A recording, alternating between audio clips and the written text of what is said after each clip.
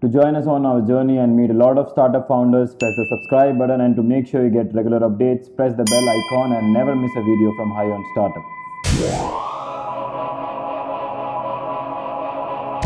So welcome to High on Startup, and this time we are escalated, excited, enthusiastic, full of zeal, and we are here sitting with the people who are actually doing something which I never had a chance to get to know about, but now I know because it's about Bitcoin, and Bitcoin is a lot of money. So I sit with Mr. Abhishek. Hi. And with Mr. Roshan. Hello.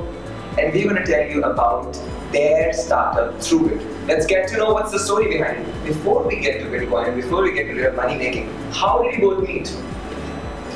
We worked together at a Bitcoin startup before this. Okay. That's where we met. Okay, so you worked in a startup, and then why did you plan on starting your own? See, look at you.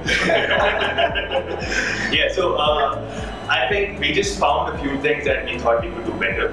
And when we did try to pull that across, it kind of didn't float.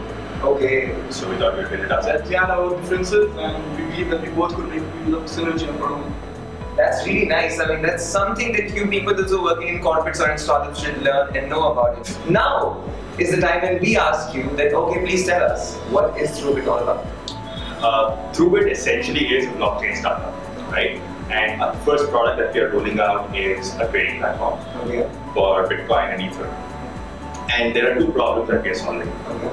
One is that in India right now, wherever you can use the Indian rupee to buy and sell Bitcoin, you can't do it 24/7. Simply because the banks don't operate between 8 p.m. and 8 a.m. Right? So whenever somebody sells a Bitcoin, the money will come back to their account only the next day morning.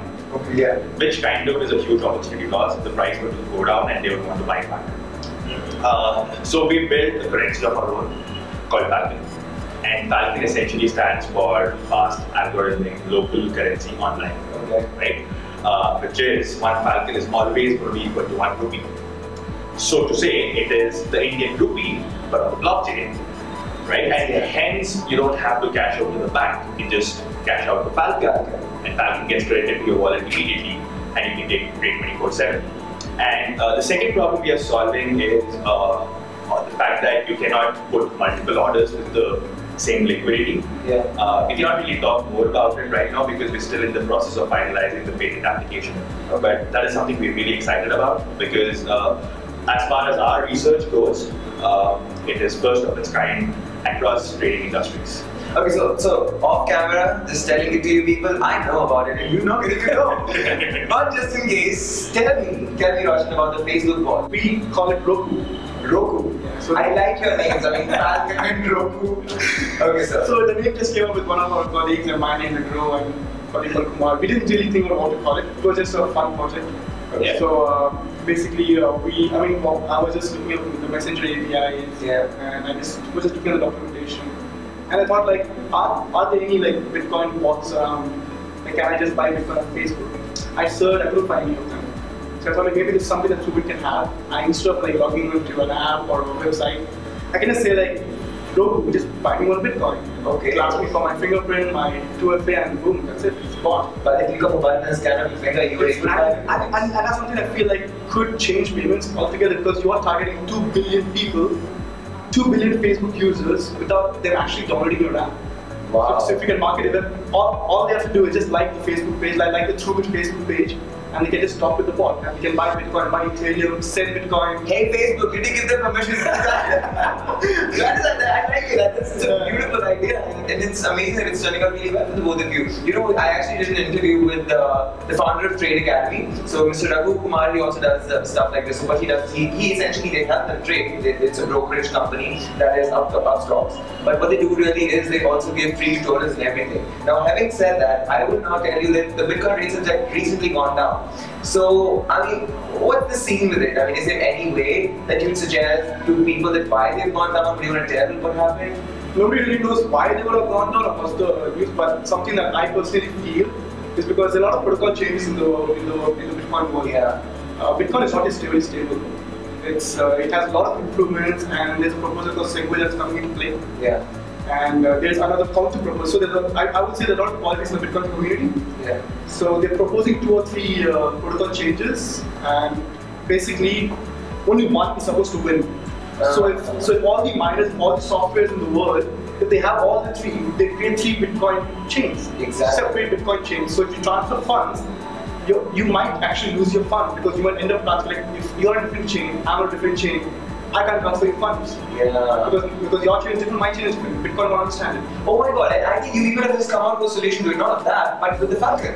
So it's the rupee and it's the Bitcoin, and the way it mediates is through a Falcon, which also lets you trade, instantly. I understand it's not the exact same concept. Yeah. However, it's kind of solving a different problem. It's a different. If you have to draw a parallel, you could look at demonetization, right? The economy kind of slowed down because there was a change that was happening, a tectonic shift that was happening. Yeah. Right? It's the same with Bitcoin. There are certain protocols they want to change, there are certain problems that have to be solved, right? So when they're looking at a change, it always slows down, and that could be one of the reasons why the prices come down. Okay. But then Bitcoin, so if you look at the curve, right at the beginning of the curve, about 2.5 to 3 million people in the entire world know about Bitcoin. Right? Maybe I'm wrong with the numbers, but they're Hold on, I'm on Bitcoin, yeah. So very few people in the world know about Bitcoin or trade in Bitcoin, and hence whoever enters now are entering right at the beginning. It's still the beginning. It might not be $1 or $2 like it was about 5 or 6 years ago, but it's still the beginning of it, right? So in the long run, if you look at it, the price changes that happen right now don't really matter because the number of people who are playing with it are very less. Okay, so I want to know this, that when there are very less number of people, for example, less than 2% of the Indian people actually, trade in stocks, and I think even way lesser in Bitcoin, why did you choose this to be a startup? I mean, are you targeting Indian audience or are you targeting audience outside? Should I take that? You might have a different answer, I might have a different answer.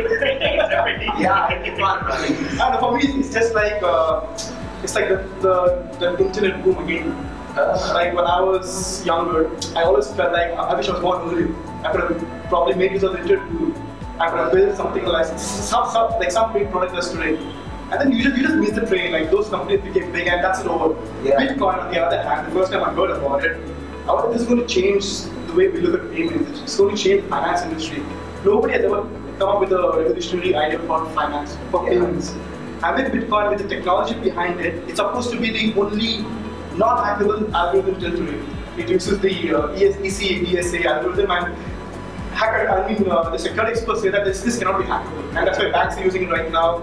And I just feel like it's very new, and even if you look at the price, the way it's going on, Bitcoin is not stable and still it's there.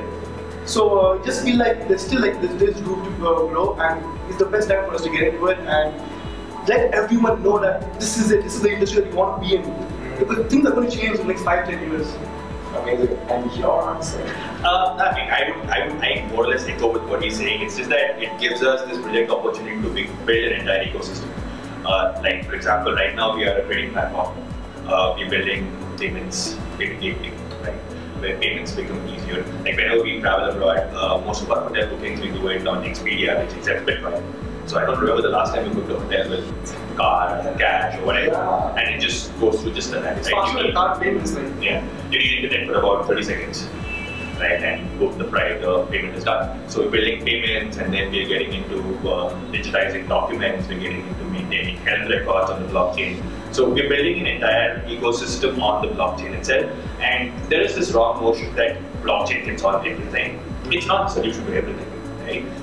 It's just not the solution. But it does solve a lot of problems. I don't know yet though. I mean, yes, as of now, as people are coming up with like I said, health. This is the different opinion that I'm catching on right now. Yeah, no, I mean, the fact that we've built something, you should have a look at our website once you're back. And so should you all. I am uploading the link down below. Yeah, so you will notice that it's very simple. Like I know it's a very cliche thing to say that our website is very simple, but have a look at it. It is really simple for a Bitcoin website, right? You will know where to sign in, where to sign up, how to buy. That is after you know the basics of buying and selling. Right? After that, you don't have to break your head to know what to do. So that has been our mantra from the beginnings, to make it simple. And that has come out of a lot of such arguments, a lot of such differences of opinion. And that is good for us. It keeps us going, it keeps us up because we work like 16, 17 hours a day. And if you don't fight, if you don't argue, it gets boring. Now that we're here, what do you people need to get higher? Bitcoin. Ethereum. Both of it. Two different wallets. Amazing, amazing. So yet again we sit with the amazing founders who have a lot of information, a different sort of idea for which they work. So ThroughBit is something that you need to go and check. And how do you do that? You go down, the link is below, and you also get to know about the simple website that the founders just talked about. And meanwhile, keep subscribing to our channel, because you know what? We'll make you meet more startup founders who are high on their startup.